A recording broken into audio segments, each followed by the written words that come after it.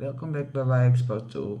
We're gonna watch a nice video tonight again. Have fun. Bye To a bye. conclusion, show that the conclusion is ridiculous, and say so the idea must be wrong. So Schrödinger does this with quantum mechanics because quantum physicists are observing weird stuff going on the quantum level, and it looks as though until you observe a particle, it's in multiple places at once. Yeah. There's like a probabilistic cloud. Yeah, for people who haven't seen my episodes of Michio Kaku and some of the other ones we talked about, can you just explain the Schrodinger's cat experiment? Yeah, exactly. So Schrödinger comes along and he says, okay, so if the idea is that quantum randomness, basically when a quantum random event happens, until you observe it, both of them have happened, and sort of both of them are true at the same time, but when you observe it, it collapses into one sort of option. Schrödinger says, okay, well, imagine we've got a cat inside of a box, and we've got this quantum event which has a 50% chance of killing the cat and a 50% chance of having the cat remain alive.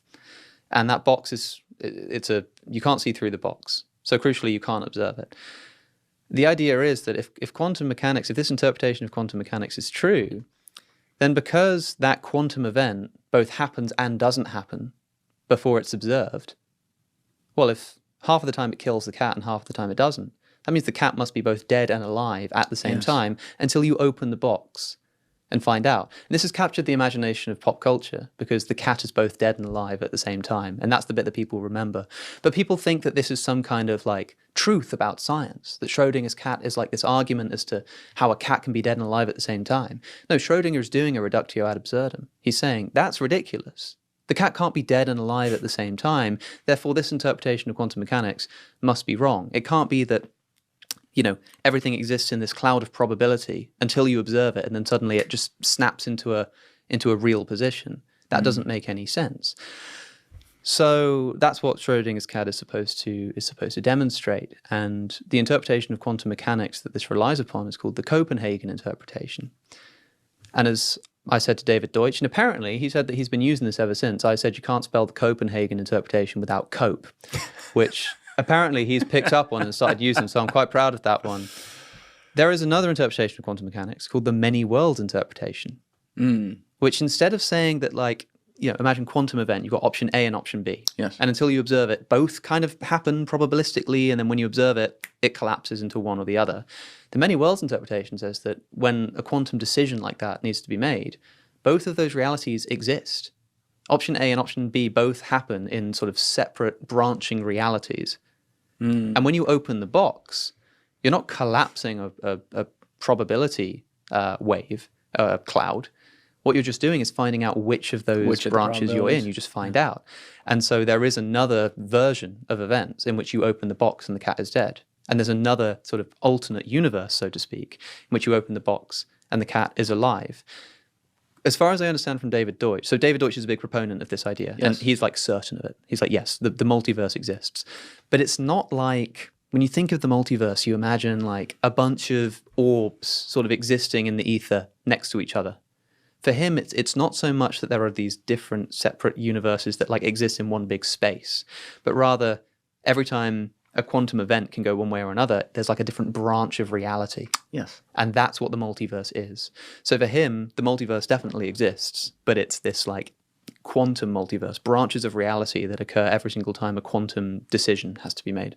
Yeah, Dr. Kaku got me really obsessed with that, like the way that he talks about it. And then when I talked with him, like he was explaining, building upon it about how it's like, he's like, it's almost like the radio is turned to just the right transistor. And at that point, it'll be, we could be in this room and it's you and me, but if you just turn it a little bit this way, they could be like a dinosaur walking through here instead. Yeah, exactly. And, it's theoretical, so it could all be bullshit, and probabilistically, maybe it is. But when there's things in the universe that line up that don't make sense, like ideas that will match from across the planet to one place or another, or like Alessi, as we pointed out, reaching out to you when I find your channel and don't say anything. Like, could it be coincidental? We're looking at similar things. Sure.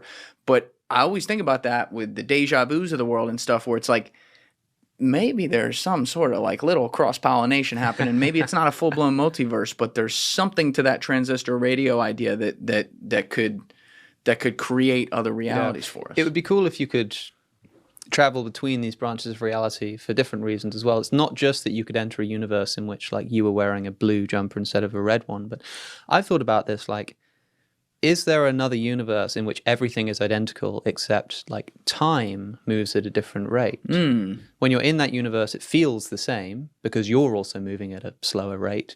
But compared to the other branches of reality, time is moving slower or faster, which means that potentially by moving between these realities, you could move into a universe that's identical except like further back in time. And so it's kind of this way of maybe regaining the ability to do backwards time travel, which seems impossible within one universe. That's kind of a conjectural, entertaining possibility. But the idea that we could just move between these branches of reality, I think, doesn't work. Like they're essentially impenetrable because they are literally branches of reality. You'd have to somehow step outside of it, which I think in principle might be impossible. But it's exciting. Another motivation. It's impossible?